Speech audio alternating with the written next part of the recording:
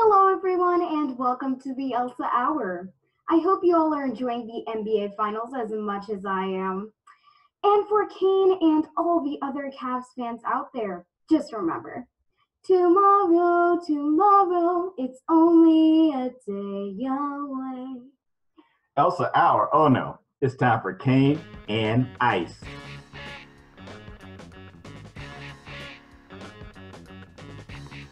They are not fly, they are super fly. They are not cool, they are cold. They are Kane and Ice, and it is halftime.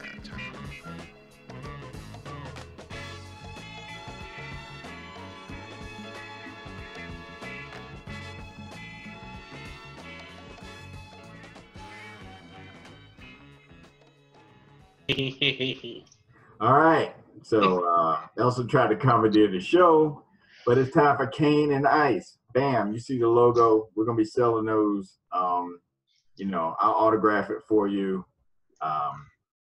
Is that on going to be on the EE website? Yeah, that's me right under the tape, the EE exclusive tape.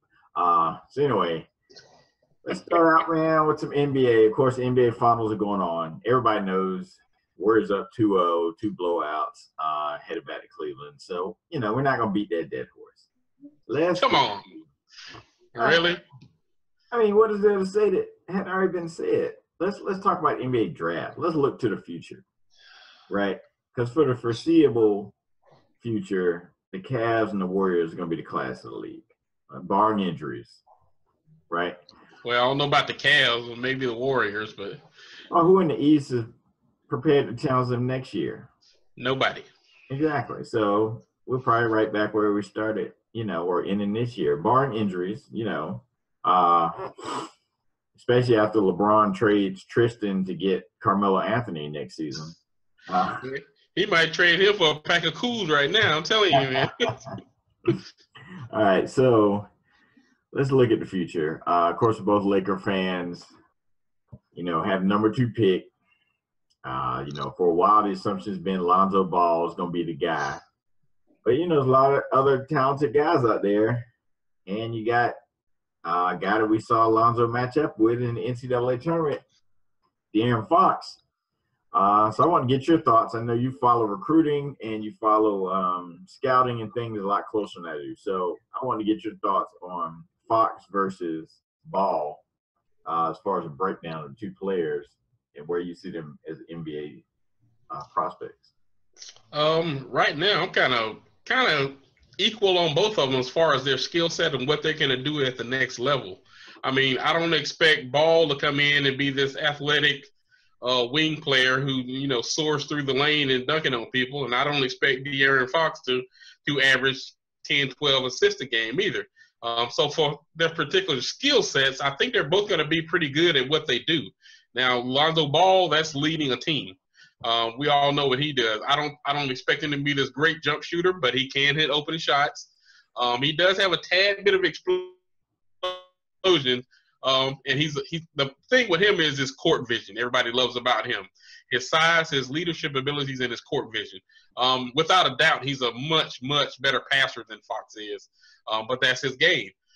If you take a look at De'Aaron Fox's game, he's going to be that athletic wing. He can play the wing. I want to say he's like 6'4", 6'5". He's going to be that 2 guard or maybe that small forward that you go in a small lineup. Who's going to be your slasher, your penetrator, your big-time scorer. That's going to be him. I also think he's going to be a top-notch defender as well. I'm still not sold on Lonzo Ball's defense, but Fox is going to be that guy that you really want to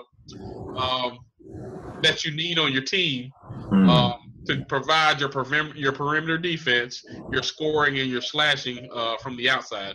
I don't think his skill set is there yet. He's not a pure shooter, although he has some games in Kentucky, especially against Ball, where he looked unstoppable. But for what they do, I think both of them are going to be successful NBA players. Yeah, and also, with the Kentucky guys, you got to be a little careful sometimes because, most of their games everybody they're playing with is more talented than the person they're matched up against, right? Yeah, exactly. So, you have to factor that in and how good this one guy looks. But the flip side of that is they're practicing every day against top-notch talent. So you would think that would kind of accelerate their growth and make them improve. So, yeah. I mean, when you come to it, though, when push comes to shove, Calipari is a top-notch coach. So they got, although they only got 1 year of coaching, it was top-notch coaching. Every year, Kentucky's going to be, if not one of the best teams, one of the most competitive teams in the country as well. So with that being said, like you said, these guys are practicing against other All-Americans at their skill level. So these guys are going to be talented. It's just putting their skill set together and letting them develop. Because you got to think these kids have only played 1 year of college ball, so they're not fully developed into the player they're going to be or the player they can be. So it a lot depends on where they go, how they fit in with that new NBA team they are on, and who's already on the team when they get there. If Lonzo Ball goes to a team where there's already 2 or 3 scorers, that's where he needs to be. Because he's going to be the distributor and the engine that keeps that motor running and makes him more efficient. Darren Fox probably doesn't need to go to a team that already has a couple of wing guys and somebody that needs a point guard, because he's not going to fill that role for you and lead your team. He's going to be that scorer, that slasher, the defender. So now I'm not saying they're going to be as good as this person. Who would you compare Fox's game to, and who would you compare Ball's game to? I would compare Ball's game to Jason Kidd. Somebody who doesn't have that polished jump shot, but is a leader and can be a floor general and lead your team just by passing, the little things, hitting the open jump shot, every once in a while taking somebody off the dribble, something like that. That's where his spot's going to be at for right now. Ball, Fox, I'm going to compare to Paul George right now. Poor man's Paul George, really. Okay. Paul George has got the ability, but you don't see that leadership gene in him to take the team to the next level. Gotcha. He's going to put up the stats. He's going to get you the numbers every night, but he's not that guy to lead your squad. Not yet. He's Robin. He's the guy to fill it in and complement your top scorer or your point guard or your other wing player to help lead your team. So the Fox guy. He fits if you've already got that guy to lead your team. He's another piece you want to bring in to add some scoring and some defense to your perimeter. Okay. All right. So if the Lakers do draft Ball, will you get me some of those Lonzo Ball shoes? No, because that's pretty probable. Although, we posted the story today that, the Magic Johnson and the Lakers were perhaps looking at not drafting Ball. I personally think that's kind of like smoke. I think they're putting some smoke out there just to fool some people, or just, because everybody's already got this preconceived notion that the Lakers are going to select Ball. And if anybody's going to select a 6'7", 6'8" point guard, who do you think is going to do it? Magic Johnson, another 6'9" point guard who played the same position, similar attributes, because when Magic Johnson came out of college, he wasn't this great perimeter shooter or nothing like this. He was a floor general. He led the team by passing. He hit the open shots, and he had this charisma. The same thing Ball has. Ball's got this charisma too, and you can see it. It's not, just his dad. When Lonzo Ball's playing, you can see that charisma on the floor as well. All right. How about the slides? Would you give me the slides? Without looking at the rest of the draft, they're still about $250 a piece too. So, and I don't think you look right wearing flip flops around with big baller brand on them when you represent the EEE. So. Yeah, well, that and I don't wear slides or flip flops, but because I think like people seeing my feet or seeing feet in general is just kind of weird. Why would you want to see that? Anyway. All right, so let's get on to, how we do it here. We talk a little more in sports. We like to bring you strange stories or things going on in the world. So I have a couple strange stories for you. First one was in the state of Washington. A couple employees at a well-established pizza place were selling cocaine from the establishment. And apparently, people will call in and order extra olives on their pizza. And extra olives meant to give me some cocaine. So be careful when you're ordering pizza, because like I said, in the state of Washington, or this particular city in Washington, apparently ordering extra olives means you're going to get some cocaine with your pizza.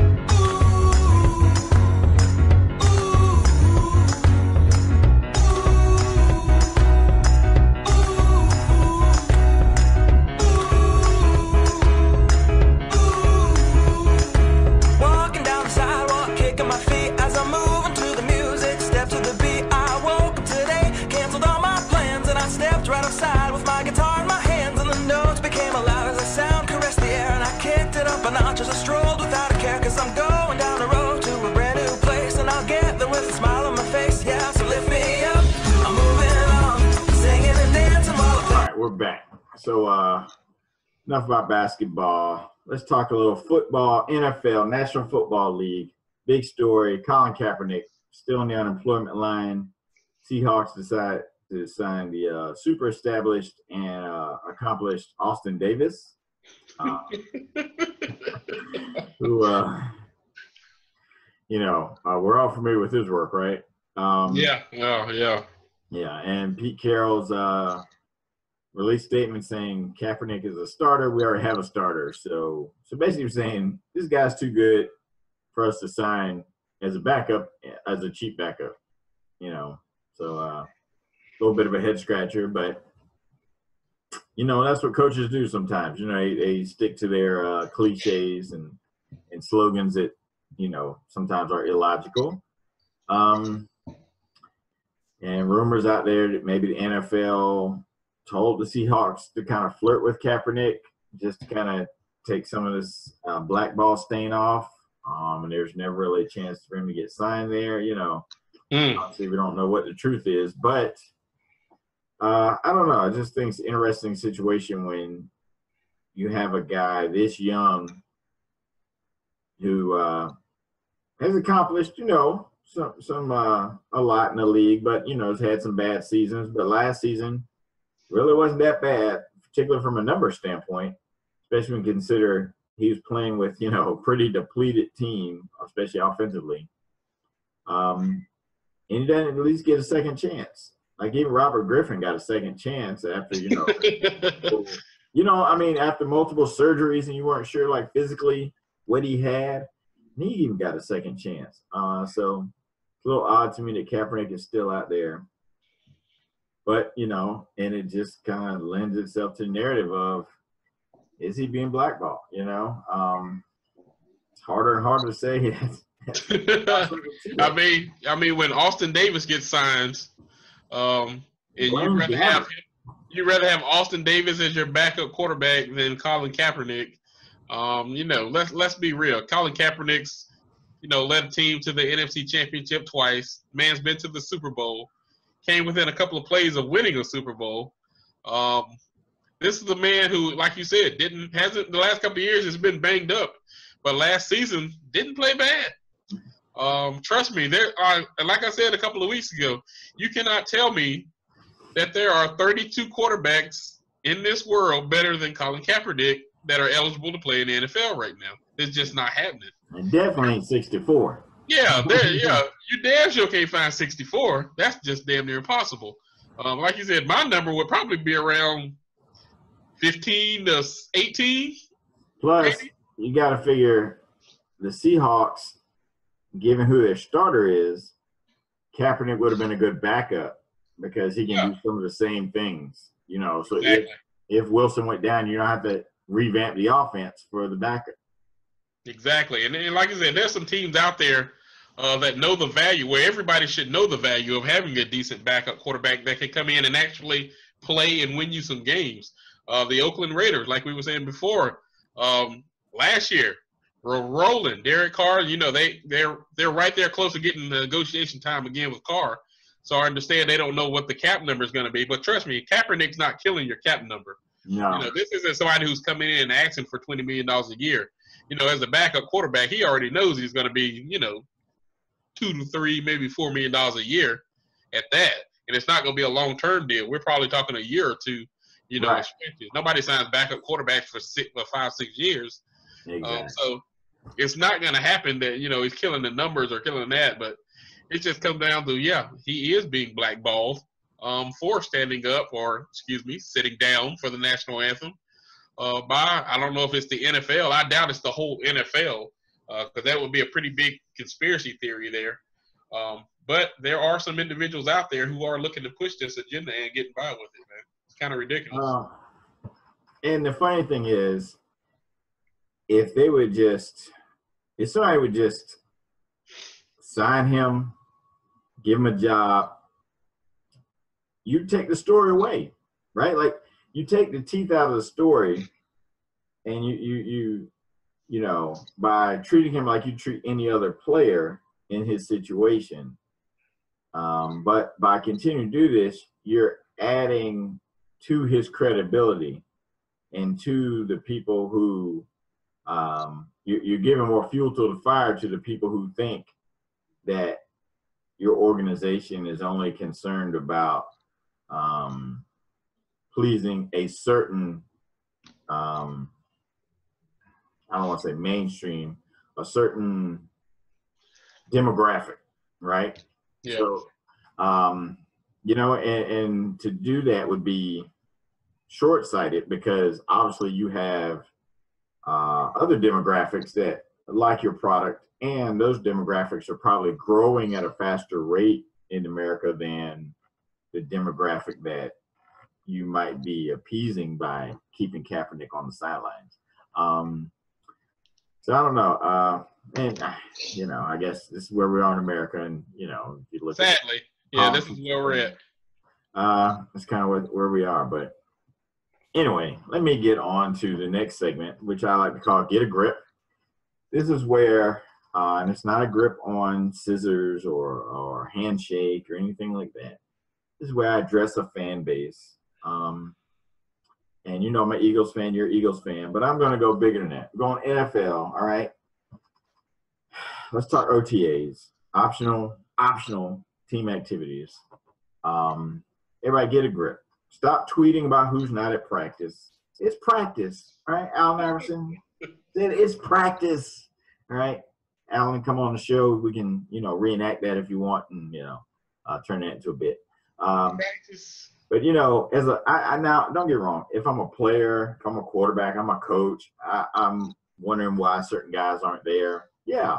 But as a fan, sports fan, NBA season going on, you know, wrestling's going on, a lot of things going on to take my attention away from who showed up at practice. You know, I just have better things to worry about. So, Yeah. stop sending out tweets. Stop criticizing players for not showing up at practice, guys. All right, especially optional practice. So let's worry about that when training camp starts or something like that.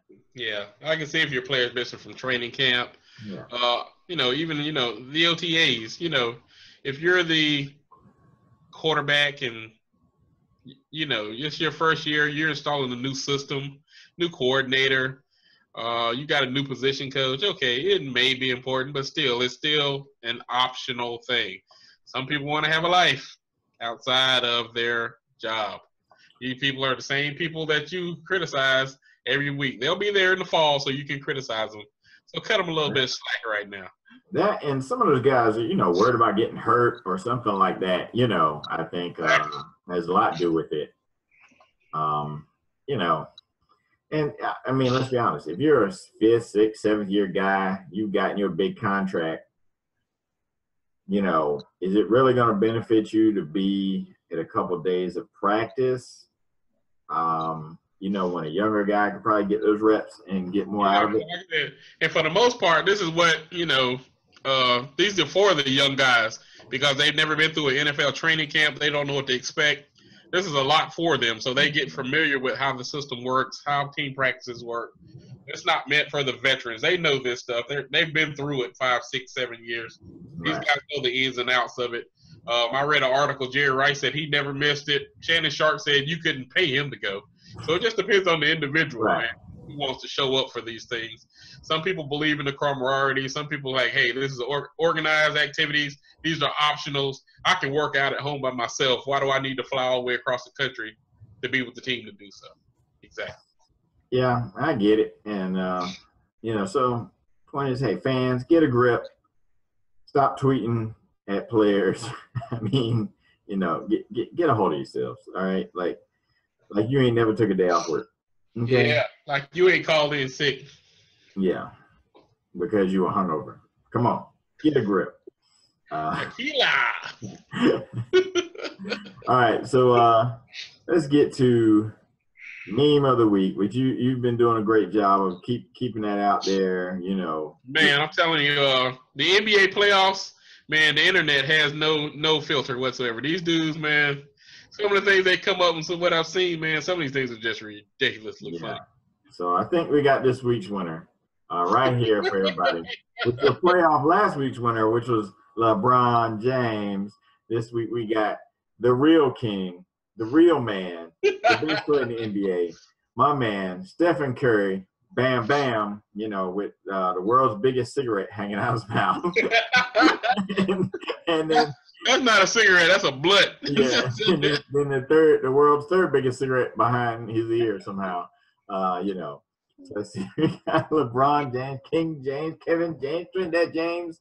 You can even put Rick James on the floor, which actually Rick James is tattooed on Kevin Durant's leg, which is kind of weird. Hey, whatever works for you. Don't matter. Warriors in 4. I'm saying 5, but hey, right now 4 is a possibility because Cleveland can't buy a game. So anyway. Oh man. Let's get to. We appreciate everybody tuning in. Make sure you hit that subscribe button, hit that like button, leave some comments. Hit us up on Twitter. You see the Twitter handle there. So Kane, gave you a chance to see if you want to adjust your prediction. Because, I'll give you credit. You did say you were going to reserve the right to change your prediction. Now, I thought you meant before the finals started. I'll give you a chance now. Okay. So now. Well, I don't know, man. Maybe this Kardashian thing's got more energy than I thought it did, man. Because Tristan Thompson's just been a no factor. And he was one of the pivotal players that they really, really needed to do their job in order to have a chance. Him and J.R. Smith, and both of those guys are throwing up major goose eggs. Yeah. I'm a man of my word. I'm going to stick with the Cavaliers. They might not win it in 6. That'll be a difficult stretch. You said they might not win it in 6. That's a safe bet. They might not win for the rest of the season. But the series isn't over. We know somehow Vegas always gets what they want. Yeah. So the series isn't over because of TV schedules. Hey, Vegas needs a couple of more games, so we're going to make this happen somehow. You remember that Buffalo Wild Wing commercial where we just hit the button and things happen? Yeah, that's what's going to go. So is that button going to somehow make J.R. Smith's shot fall in? Or he ain't even shooting. Like, he's scared to shoot. Like, how did J.R. Smith become scared to shoot? He's going through some things, man. He's going through some things. Is the Buffalo Wild Wings button going to make the ball come to Tristan Thompson? Like JaVale McGee. Like when JaVale McGee is playing like 4 minutes and getting the same stats you got, there's a problem. When Steph Curry is getting as many rebounds or more than you, there's a problem. When people tune out. Just makes for good TV. That's all right. Makes for good TV. Yeah. I mean, it definitely makes you wonder, like I just stay tuned in to see how many points can the Warriors get at the end of the third quarter. Can they break 110? You know what I mean? Like that's the only reason. Can they get 110 in 3 quarters? Hey, Cleveland, change that slogan. Hashtag, I know you got the hashtag defend the land.